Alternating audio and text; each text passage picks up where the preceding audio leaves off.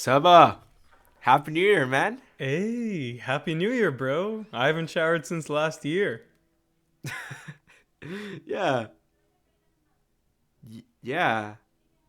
Wait, Saba, we're 5 days into the new year. Let's get straight to business.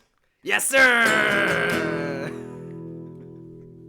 All right. Today we are talking to Monique Chan, founder of Bruised, food enthusiast, and someone, Jesus made me add this, someone who has been to the great nation of Ecuador. How are you doing today? Oh, you found that on the internet somewhere. Yes, I'm doing great. Thank you so much for having me on your podcast. it's an honor to have you here, and it's an honor to know that you went to the great nation of Ecuador. As I was born there, so Oh, amazing. It's a beautiful. Were you really, Jesus? I was. I don't know if you knew that, Sab. That's actually so crazy. It's crazy. So, for those who don't know, could you just give us a quick rundown of what you guys do at Bruised? Yeah, sure. So, Bruised is a social enterprise that's trying to bring awareness surrounding the issue of food waste.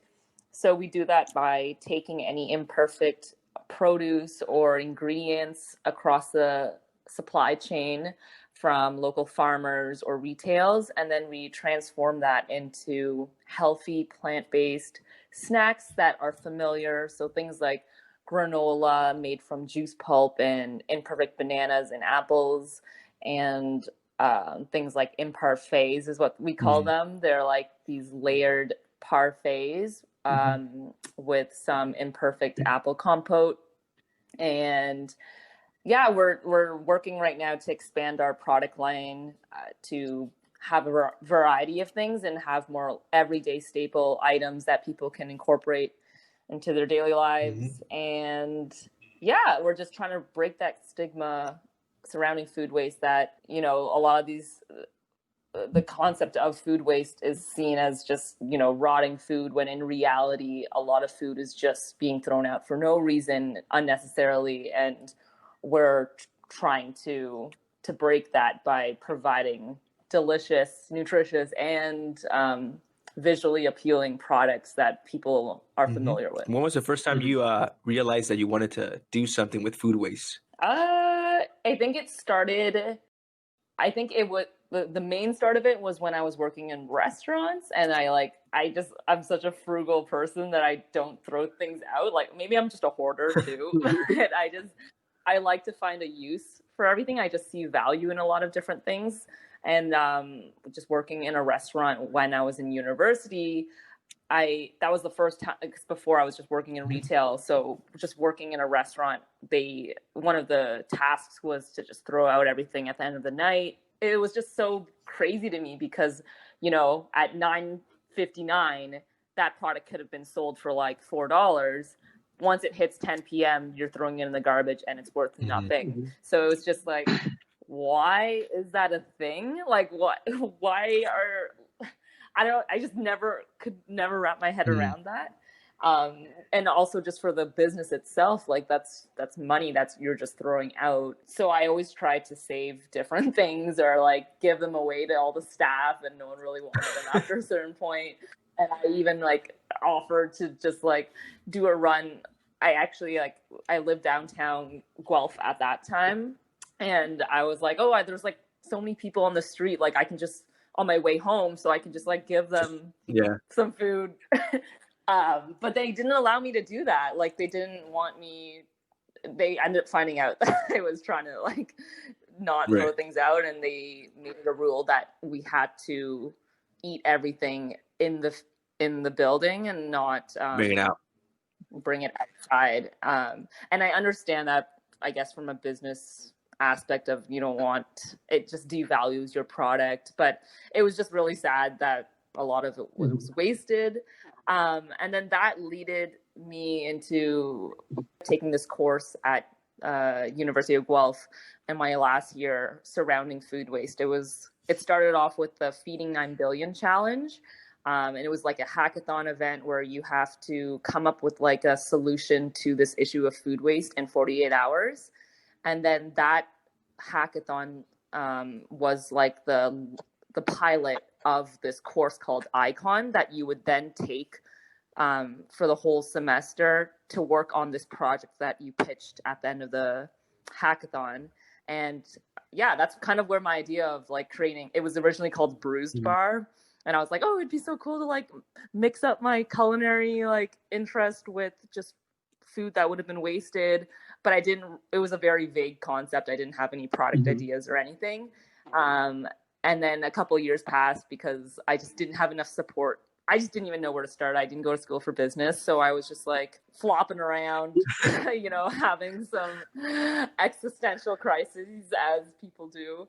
And I just posted on like a Facebook group asking if anyone would be interested in partnering with me and like helping. And then one of my friends, Eva, from the same university, we knew each other, she saw it and she was like, oh yeah, I'd be interested. So then from there, we just started the business. And here we are. Yeah.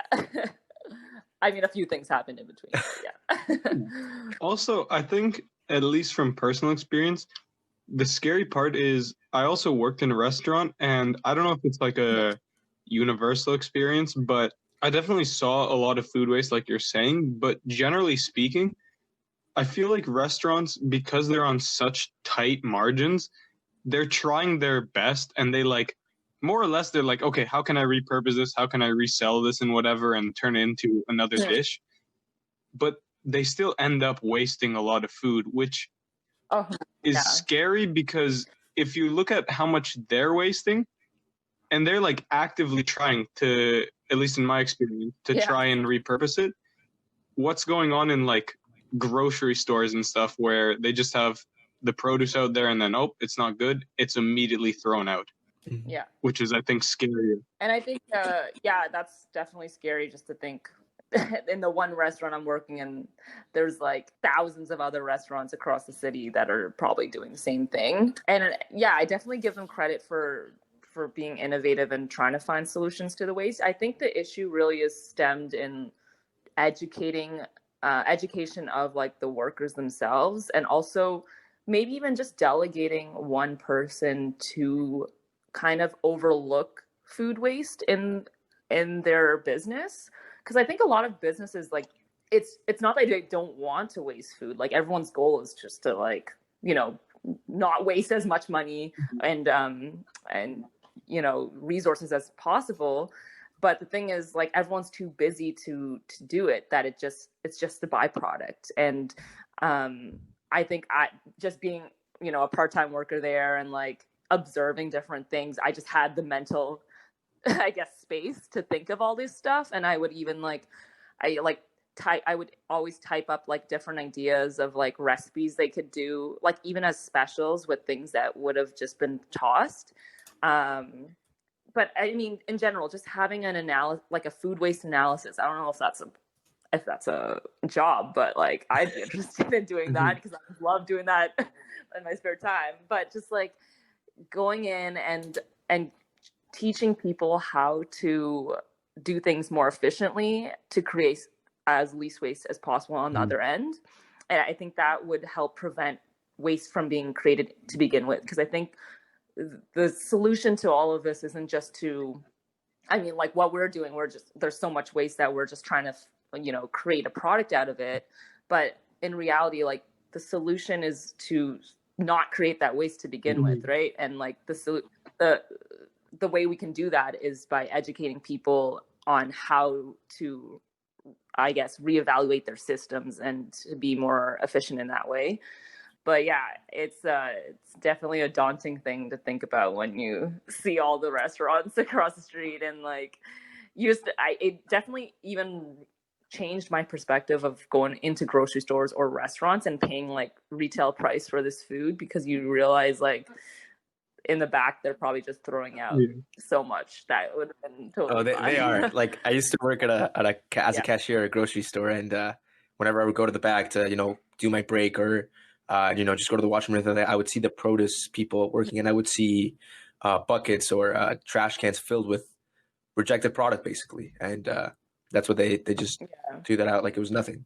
Yeah, and I think it's also because a lot of people, like the workers, don't care too. So maybe empowering workers to see value in that, and I think a lot of times, like, if it's not your problem, you just don't want to even deal with it. So that's why it's easy for people, if it's not their money, to just throw out all this food. But maybe to empower employees of like why, this makes a difference and all that could also help. But yeah, I don't know. Yeah, Working on a solution. Yeah. I have a friend who works right now in produce at some local supermarket for us. And I was just picking his brain on like how things are going for them, how the food waste there is. And he is like not in charge of, but semi in charge of reordering and trying to stock for the next days. And yeah, it's like if people don't have that position of power or they don't feel attached to it, like he tells me they have this system where he puts in how much was sold today and it just spits out a number for him to order and he just accepts it. Like it's not very it is intuitive. It's just not very hands-on. Like nobody's there checking it. It's just like a system forecast. He says that even with that system. Oh, I didn't realize they had a computer that did that. I don't know if everyone has it, but this is like some organic, healthy food grocery store or whatever. So smaller business. So it's a smaller business. Right. Yeah, but still, like the forecast is the forecast, but at the same time, people are like, he'll tell me there's entire buckets or like trash cans full of waste by the end of the day, like $400 or $500, which is absolutely insane. I was just going to ask, we're talking about like food waste, and in general, I think a lot of the focus lies on like businesses, grocery stores, restaurants, even the government to step in and whatever. But when I was just looking at it, I forget which report it was, but they're saying that around like 47% of food waste in Canada is consumer based. Like it's not, I think grocery stores are 13, restaurants are another 10 or whatever, but the almost half of the food waste is consumers. Why do you think like that we personally as individuals waste so much? I think when you have an abundance to something or easy access to something, you value it less. So I think in general, like in society, you see all these 24/7 grocery stores that are like always stocked to look full, and it's like a psychological trick that these grocery stores do, right? Because when you see a full and fresh looking stand, like you're more willing to buy from it than if you see like 1 or 2 apples left. It's like, oh, those were the leftovers, no one wanted them. So I think because we are just so, I guess, privileged to have access to food so easily, we don't see the value in each item and how much went into that item of like it being transported, the water, the energy, the labor that went into that. So there's a huge disconnect between like where the food comes from and then where it goes after you throw it out. I think there just needs to be a deeper connection with food that we've definitely lost through convenience of these stores and like even delivery, because we've just started having all these like convenient grocery stores and like apps and all these things. Like we've lost touch with that. And I think that's what's causing us to just waste more, because it's like it's a consumption problem too, right? Just over consuming and then just not really just throwing everything out, like just not really having that connection to the waste. Yeah, I think that's what my perspective of why a large portion of food is from households. And I also think, again, that also stems from just education. Like because people don't know how to cook, they don't know what to do with certain ingredients, or they just don't have the tools to like be innovative in the kitchen and like use different things in their fridge. So it ends up going bad, or different ways to store their produce so that the shelf life is longer. So a lot of different things, I think, play a part in that. Yeah, I feel like you bring up an interesting point. I mean, for example, I'm just speaking from personal experience. When I was in first year, given the fact that on campus there's like so many restaurants readily available for you, or there's like even a grocery store, at least in your campus, Mhm. you know, you lose that connection or you lose that touch. You're just like, oh, like I'll just, you know, I'll swing by Osmos or something like that and I'll buy this food, I'll buy this or whatever. Ew. You overbuy so many things and then obviously you start to get attached to these like kind of crappy foods and you end up throwing some of it out as well. Mhm. At least for my case, I feel like there were instances in which I would try to kind of cut down on that consumption and be more mindful, at least like cook a little bit more Mhm. or try to bring more things from home. But then I would end up failing like after a couple of days. So, given your experiences with that, Yeah. what advice would you give to people that are starting to get into that mindset of being more mindful with their consumption and learning how to cook from home and Mhm. things like that? I think I would tell them to probably have a plan before you buy anything or go to the grocery store. Because a lot of times things that go to waste are things you just buy on a whim, like when you're there and you're like, oh, I see myself making this and this, and then and you don't end up. I do that. Yeah. I'm guilty of that. Like I'm not perfect in any. Like I always do that, and it's just like, oh shoot, I forgot about this potato like that, like a month ago. But yeah, I would recommend having a little more structure to when you're buying your food, like maybe even creating a monthly budget, right? Like, so you're allocating this much money, and then also having a plan of like what meals you're going to make each week. So you know the exact ingredients that you have to buy, or maybe even like meal prepping, you know, like I know a lot of people, it's not for everyone, but it does save time if you, in the long run, like if you're just making things all at once, you can even freeze different pre-made meals. And that way you can use all the produce once you get it. And also it's convenient for you because then when you're actually in need of something and you don't have the time to cook, like, you know, your past self has like saved you and has got your back and you have something in the fridge. I will definitely put that into practice because, you know, I'm trying to learn how to cook. I'm not a good cook. I know that Seba knows that, and a lot of my friends do know that. No, chill. Hey, you Yeah, gotta of start from course. somewhere. Speaking of just meal prepping and things like that, I know that as of now, I believe most of your diet is mostly plant-based, if I'm not mistaken. So what's your experience with that, given, you know, maybe buying groceries, being more mindful of what you get instead of, as you said, going out on the whim and being like, oh, I'll take this. Oh, I'll take this like chicken or anything like that. But you're more conscious about the products that you buy. What's your experience with that? So usually when I buy things, I try to get items that I know will be versatile in what I can make with it.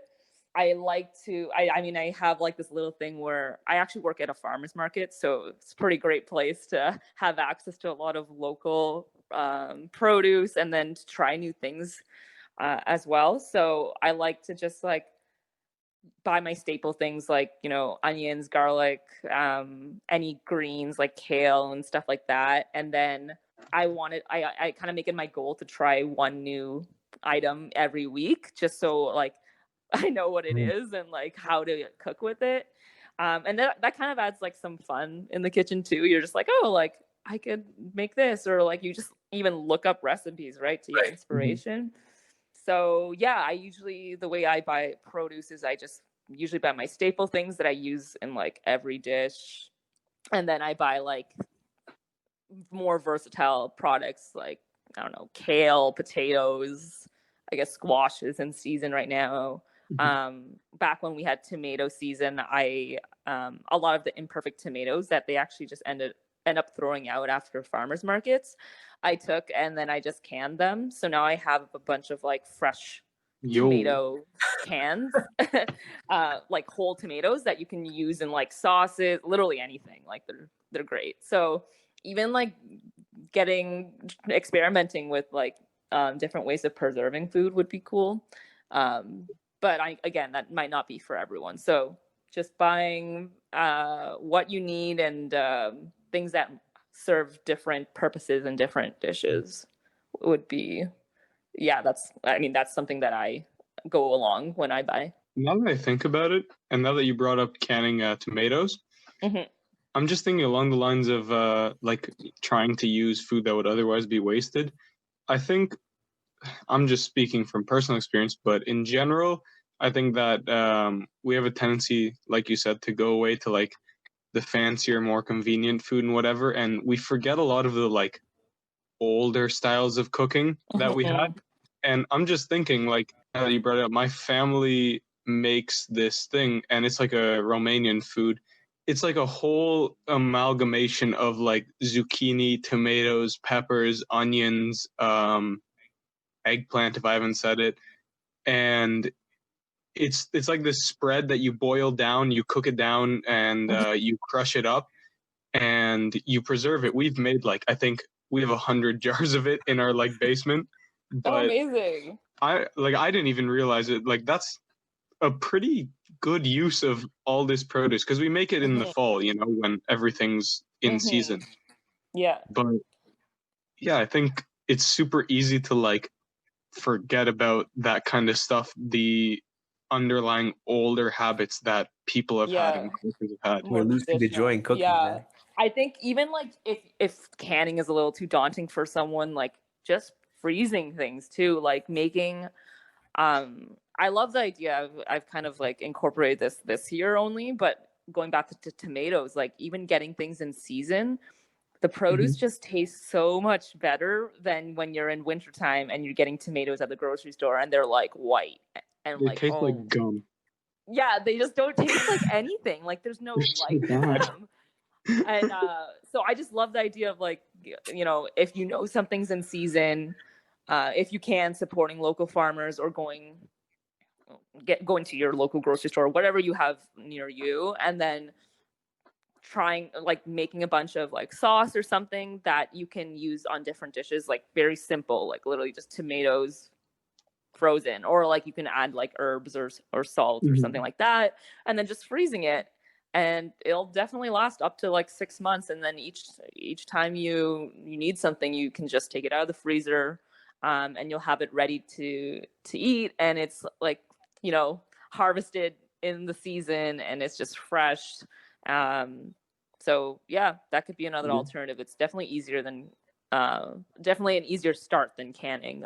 So also on the topic of canning, I don't know if this is a hot take or I'm like completely off, but at least from my experience with it, like it definitely is more complicated than freezing and whatever. Do you agree? Like whenever I look online to try and find recipes, like, oh, how am I going to can this? How am I going to can that?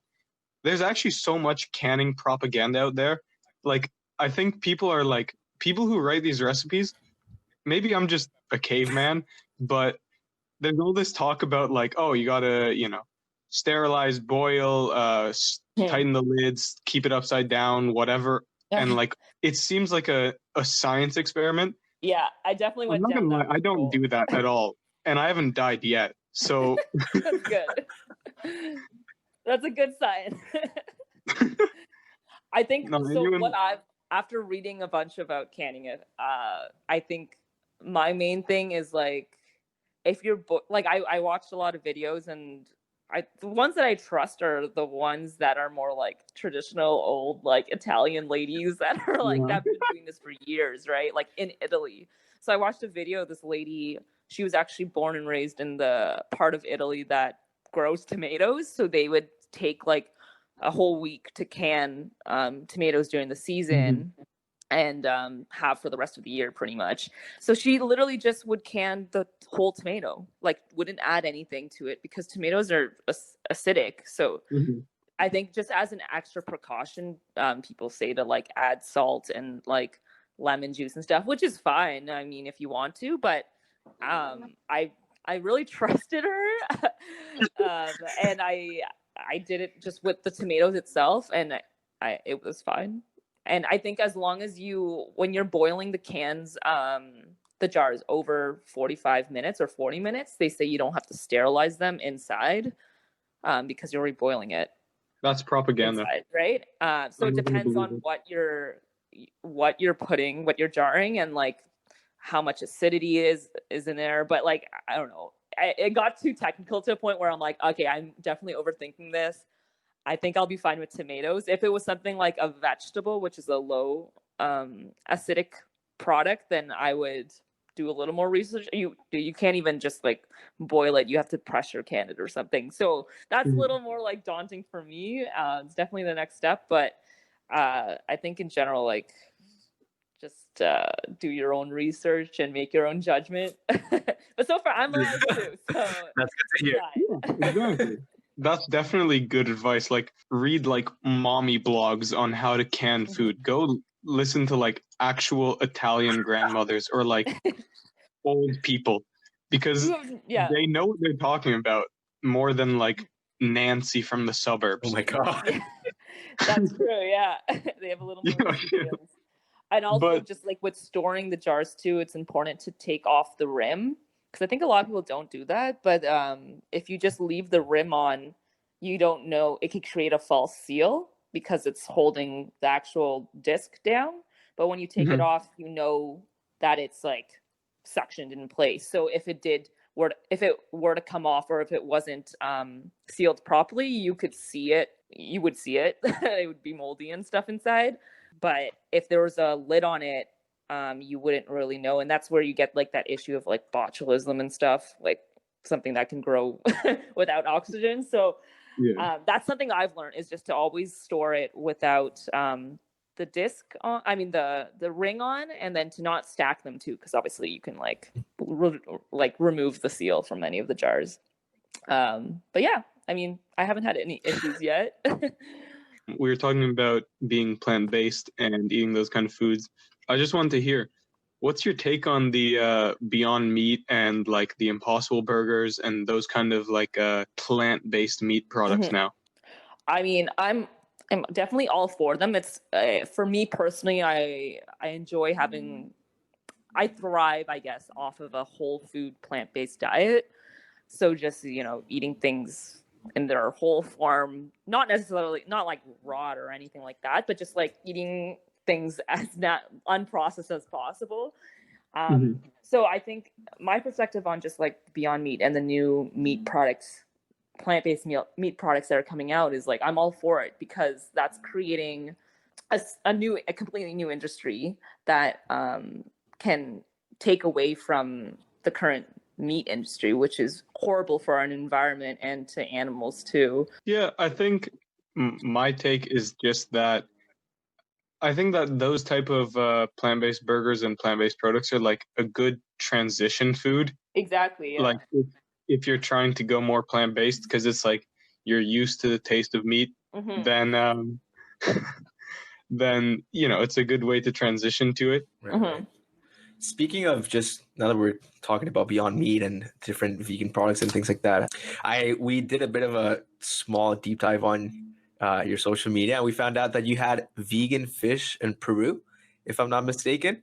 So Fish in Peru. Did I have vegan in Peru? What? Don't worry. maybe to word it more correctly, like you experienced maybe a different diet when it comes to being in South America, like in Peru or Ecuador. And growing up in Ecuador, I noticed that kind of saving some of the resources that we have. For example, when I was in Ecuador, we grew up, and sometimes what people would do is that when someone else bought a chicken, the insides of the chicken were still saved, and then they would sell that as well as like for a lower price. So sometimes I would go to like the small supermarket or the small farmers market, and I'd be like, I don't want the chicken itself. I want like the insides of the chicken. So I'd have to wait, and then they would sell it. Or even like restaurants, they would do like beefsteak, and then after the restaurant was closed, they would use like the juice or like the sauce or whatever it is that they needed. They used throughout the whole day, and they would sell that like separately without beef or anything like that, just this, like the juice itself. So that's more like a frugality type of aspect. But then obviously as time went by, more big chain corporations came in, and they don't practice that anymore. So given your experience in South America, would you compare, I would say, maybe North American practices when it comes to preserving food and maybe using as much as they can to countries like Peru or Ecuador? I mean, that also just brings up it's a great example of just highlighting how trends can change consumer demand for certain things. So like, I even just recently, I was like volunteering for Zawadi Farms, which you guys know. So like Jesse loves to like talk about different things, and he was saying like kale just spiked in like being a trendy, like, Yeah. health food kind of item, when in reality there's so many other leafy greens that are equally or even more nutritious, right? But because it's a trend, that's why, that's what increases the demand to produce more of that. And I think the same goes for even meat, right? Like if people only are looking to eat like leaner meat, like, chicken, like chicken breasts or whatever, like that, there's more demand to create just that, which creates all the other stuff that's from the chicken, like, to just be wasted because there's stigma against it. I think it's a cultural thing as well, like you're saying. And I really do believe, like, in places like Peru or like places that I guess value the food a little more or have different cultural background are a little more frugal in that way because they see the value in like the animal being used, and they make sure that everything is at least has a purpose. But yeah, definitely I've noticed the contrast in North America. Just like if there's demand for certain things, it's just like, oh, we got to create like a mass production of that only thing. Another example too is even with like shark fin soup, like because that was a very popular dish, even for me growing up in Chinese culture. Like they were just like slaughtering a bunch of these sharks just for the fin. And I remember just watching videos and like, I don't know why they were showing this to us in grade 8. It was like a documentary. I've seen it. Sharks. And they would just like cut off the fin and throw the body in the water. And another byproduct of that is like, because they're using these huge fishing nets to catch the sharks, they're catching all these other byproducts, endangered species, like other different fish that they don't need in the process. And then all of them just end up dying because, like, they're just caught as a byproduct for this really expensive thing that we all like cherish. And then there's so much waste behind it though. So I definitely think culture plays a part in like how much of like the product we use. And I definitely saw it firsthand when I was traveling and coming back home. So just for research, we know that at some point you mentioned that you went from maybe binging on like Halloween candy and things like that to now trying and attempting and successfully so enjoying more real food, like food that you cook and like you actually are experienced with. What advice would you give to university kids like us or anybody listening who may have like a really crappy diet right now, myself included, and want to just improve it a little bit better? I think it's important to know like nobody's perfect. Like I mean very rarely, but I mean I still indulge in different things. But I think what really helped me with that transition is learning more about nutrition. Like that's what I studied in school, and understanding like how to optimize my body to its full potential. And like I just had that drive to want to feel better and like eat better. I think the intention behind doing it to begin with is like what really helps motivate people. I don't think it should be something where you're just depriving yourself, like, oh, like I'm not going to eat that because it's not the right choice, or like because someone else told me not to eat it, right? Like it's just not a sustainable way to live your life too. Like I love the rule, the 80-20-20 rule of just like, 80% of the time you can eat relatively good quality food if you can, like, or is the best option that you have in your circumstance. And then in 20%, like a little bit, live your life, right? So I think the intention is definitely something that helps with that transition. And also as what comes along with that is also a change in your palate. So I haven't drank any like pop or anything like for years. Really? And because of that, I don't know, it's just like it doesn't really serve a purpose for me, like it doesn't quench my thirst. And I guess I also find an alternative because I make kombucha at home, so it's very similar with the carbonation to pop, naturally sweet with like fruit juice or whatever you flavor it to be. But it's actually good for your gut, and it's not just like artificial like carbonated drinks that like aren't really good for you. So I think finding even different alternatives that like serve you in flavor or like satisfy you in that Right. taste aspect, can help kind of transition you. Even like you were saying with like the Beyond Meat, like that's a great transitional product if you're like trying to go more plant-based, right? And again, with every change in your life, like it's not about being perfect. It's just about, it's so cheesy, but it's like the journey. And it's all about just learning and like growing each day, right? Like, oh, you made a mistake, you slipped up this day, like don't beat yourself up about it. There's like, you have the rest of your Right. life to like, you know, keep trying. So if you find yourself like stuck eating like unhealthy things, like literally just again set that intention, like why you want to make these changes. You want to feel better, you want to like be more healthy, or whatever reason it is. And then once you've done that, maybe make small goals every week. So for the next week you could be like, okay, instead of instant noodles, I'm gonna actually make my own pasta, and then like get some sauce and like put a little more effort, but like have a little bit of a more nutritious meal that I make Right. myself, right? So it almost empowers yourself too, that you're doing something for yourself and you're making it. And then gradually over time, your palate will change, that you don't even really crave the things that you used to. Like I don't know, like I just, even the other day, like they at work, like my boss brought like chips in, and I had like one or two, and I was like, I remember this taste, like it's so addictive. But then it was just like, I don't know, like this, it's just like a completely different experience because you're just not exposed to it as much. Mhm. So it's almost like a little overwhelming. I'm like, okay, that was a Too little much. like I feel my heart slowing down, but not to that extent. But like, I don't know. I think your palate will change over time when you start incorporating those small changes. Yeah, I think it's like that whole changing your mindset from I can't to I don't want to. So it's like oh, have this Yeah, cake. You're like, exactly. I can't. Like that will trick your mind into thinking like, oh, Yeah. I want to do it, but I just can't. So I'm just gonna restrict myself. But Exactly. yeah, Yeah, and that eventually builds up to you end up like, you know, you end up exactly. binging Yeah. like a couple days later because you're Yeah. like, oh, like, and then you have resentment. You're like, oh, why did I do this? Like that person told me, and it's just like, it's just Yeah. not a good thing to do in general. Even with like, I guess that kind of relates to like eating plant-based, right? People are like, oh, you can't have this, you can't have that. It's like, it's not a restrictive diet because it's not that I can't have that. It's I choose not to have it, right?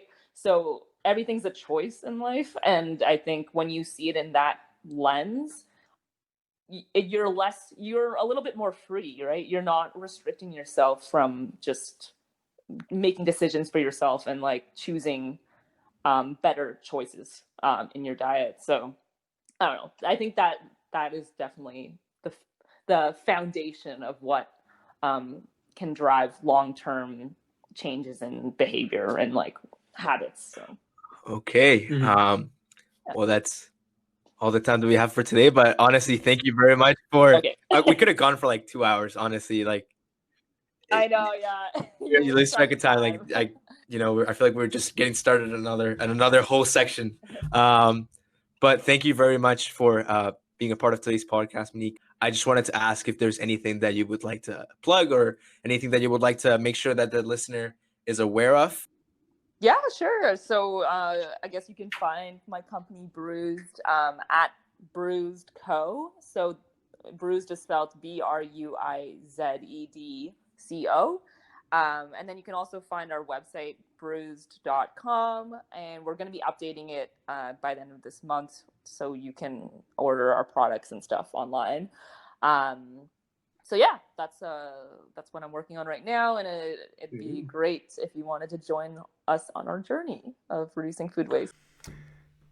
All right. Thank you for listening, everybody. And as Monique said, life is about choices, and you can make better choices for yourself. Better choices? Like following us where you get your podcasts on Instagram, on Facebook, and on YouTube. So make sure you do that for yourself. Thanks for listening, everybody. Goodbye.